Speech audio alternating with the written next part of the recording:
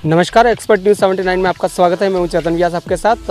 आज आपको खास मुलाकात में मिस्टर पिंकेश से बात करेंगे, जिसमें पर्वतारोही के ऊपर चर्चा की जाएगी। आप सुनते हैं इनके मुख जुबानी से आखिर इसके ऊपर ये क्या कहना चाहते हैं और लोगों को किस तरह से गाइड करेंगे इसके लिए। नमस्कार sir. Welcome to first of all thank you. मेरा नाम प्रिंकेश है। मैं एक छोटे से टाउन नाथद्वारा से बिलोंग करता हूं, जो कि राजसमंद डिस्ट्रिक्ट में आता है। मेरी जो जर्नी थी माउंटेनिंग की वो 2016 से स्टार्ट हुई है, और वो जर्नी में एज ए माउंटेनिंग नहीं बोलूँगा, एज ए टूर बोलूँगा, बिकॉज माउंटेनिंग क्या होता है कि स्मॉल टाउन वालों को नहीं पता है। जैसे अपना गाँवों में होता है ना कि लोग खेतों में जाते हैं, मंगरों पे जाते हैं, तो उनको लगता है कि हाँ हम तो डेली दिनचर्या का काम करें, बट वही माउंटेनिंग है रियल लाइफ में। जब भी हम माउंटेन्स पे जाते हैं तो यही होता है कि रियल लाइफ में माउंटेन्स पे किस तरीके से आप रह सकते हो, किस तरीके से आप जीवन यापन करते हो।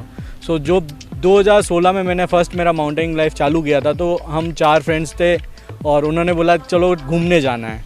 सो घूमने के हिसाब से लिख लेते, तो इतना आइडिया नहीं था कि माउंटेनिंग होता क्या है। तो डेट टाइम हमने रियलाइज़ किया कि हाँ माउंटेनिंग क्या होता है, कैसे वहाँ की लाइफ स्टाइल होती है, कैसे लोग रह रहे हैं बिना नेटवर्क, बिना किसी रिसोर्स के। ना तो गाड़ी जाती है, ना नेटवर्क्स होते हैं। सो वो मेरे लिए काफ़ी अच्छा एक्सपीरियंस था फर्स्ट टाइम। और मैंने वहाँ देखा कि ना तो वहाँ पे कोई व्हीकल चल रहा है, ना नेटवर्क है। आप एक नेचर के बीच में आप इंजॉय कर रहे हो, वहाँ के पक्षियों की आवाज़, वहाँ मॉर्निंग का जो सनराइज़ है, सनसेट है, क्लियर एक्चुअली इन्वायरमेंट मिलता है, एयर पोल्यूशन बिल्कुल नहीं है।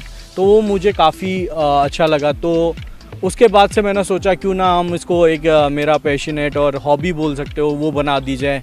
तो मैं इसी के साथ मेरी लाइफ स्टाइल को भी थोड़ा चेंज करूँगा और मैं बहुत कुछ चीज़ें सीखूँगा। बिकॉज बोलते हैं ना कि लोग कि घर पे बैठ के सीखते हैं, जो हम किताबों में सीखते हैं या फिर घर पे सीखते हैं, वो से ज़्यादा जो रियल लाइफ एक्सपीरियंस मिलता है तो वो काफ़ी आपका मददफुल होता है। तो मैं जब ट्रैक्स पे जाता हूँ या जब माउंटेनिंग पे जाता हूँ, तो मेरे साथ कुछ भी होता है तो उससे मेरे को बहुत कुछ सीखने को मिलता है।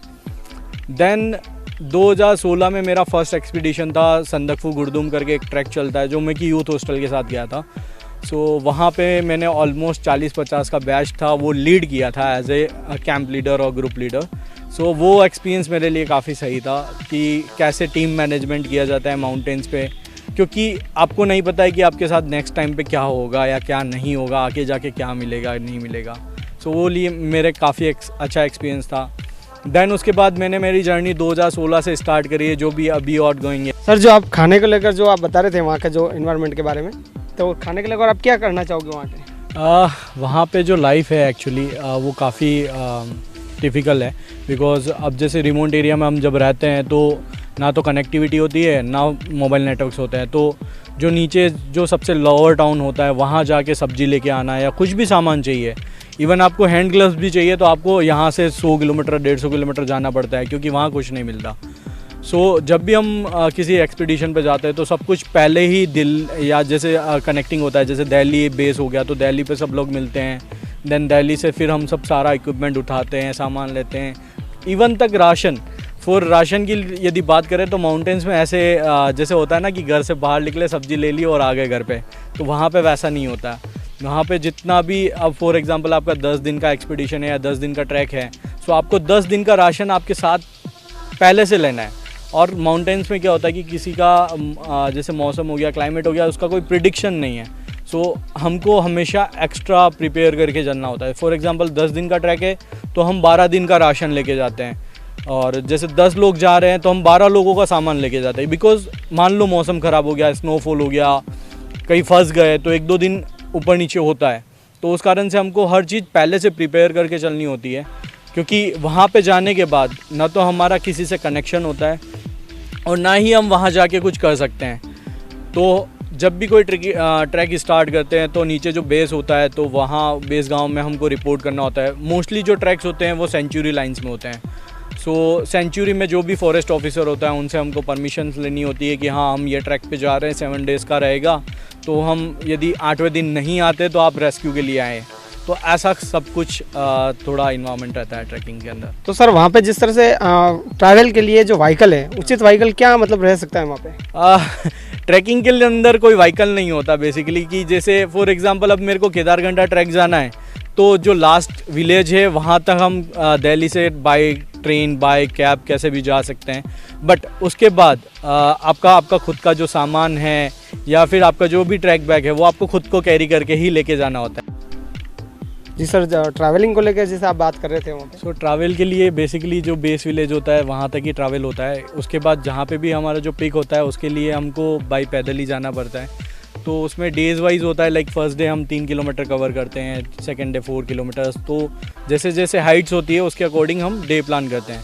अब रिसेंटली जैसे मेरा एक एक्सपीडिशन था माउंट नून करके जो 7000 मीटर हाइट पे था।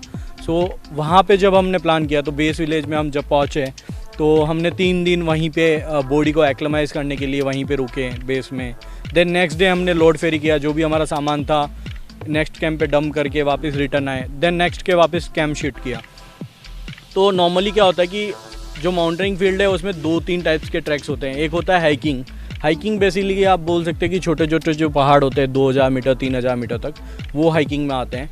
यदि हम ट्रैकिंग की बात करें तो ट्रैकिंग में 6000 मीटर तक के जो भी पिक होते हैं वो ट्रैक के अंदर आते हैं, जहाँ पे इजीली हम जा सकते हैं, लाइक कोई भी बच्चा पैदल जा सकता हो। तो सर ये मैक्सिमम दिल्ली से कितना किलोमीटर हो सकता है? इट्स डिपेंड ऑन लाइक आप किस एरिया किस रीजन में आप ट्रैक करना चाह रहे हैं। फॉर एग्जांपल मैंने जो नॉर्थ में ट्रैक्स किए हैं सो उसमें काफ़ी सारी जगह जैसे नेपाल में ट्रैक्स हैं, लद्दाख में हैं, उत्तराखंड में हैं, हिमाचल में हैं, कश्मीर में हैं, काफ़ी सारे ट्रैक्स हैं। तो अभी रिसेंटली जो मैंने किया था वो लद्दाख के अंदर था। जब 2019 में 15 अगस्त को मैंने कांगयात से सबमिट किया था तो मैं राजसमंद का पहला बंदा था जहाँ पे राजसमंद से पहला कोई पर्वतारोही था जिसने इतनी हाइट अचीव करी थी। दैट टाइम मैंने जो हाइट अचीव करी थी वो ऑलमोस्ट 6300 मीटर थी। सो वो मेरे लिए काफ़ी एक्सपीरियंस रहा था क्योंकि वो मेरा फर्स्ट एक्सपीडिशन था। सो एक्सपीडिशन में कैसा होता है कि जो भी करना है आपको सेल्फ करना है। वहाँ पे कोई ट्रैक रूट नहीं होता, ना तो आपको कुछ फीड करने के लिए कोई बंदा भी आ जाएगा। जो भी करना है रॉप लगी हुई है, रॉप के थ्रू आपको क्लाइंब करना है। जो भी स्नोफॉल भी हो गया तो सब कुछ आप ही को देखना है एक्सपीडिशन में बेसिकली। सो वो मेरे लिए काफ़ी अच्छा एक्सपीरियंस था जिससे मैंने बहुत कुछ सीखा है। और जब मैं वापस लौट के आया तो मुझे काफ़ी सारे अप्रिशिएशन भी मिले। लाइक मेरे जो राजसमंद के कलेक्टर थे अरविंद पोसवाल जी, उन्होंने मुझे 26 जनवरी को सम्मानित किया था राष्ट्रीय फंक्शन में, स्टेट फंक्शन में। देन श्याम सुंदर जी त्रिपाठी जो कि रिसेंटली पद्मश्री मिला है जिनको, उन्होंने भी मेरे को वहाँ पिपलांत्री में सम्मानित किया था। आप देख रहे हैं कि जिस तरह से पर्वतारोही के बारे में जिस तरह से भाई साहब ने बताया कि उनका एक्सपीरियंस जो जिस तरह से उन्होंने शेयर किया है, आप देख सकते हैं कि मतलब अपने इंडिया में भी इतनी स्मार्ट सिटी है और इस तरह से आज भी मतलब आधुनिक युग में भी इस तरह से लोग वहाँ पे पलायन कर रहे हैं, आप देख सकते हैं। और इस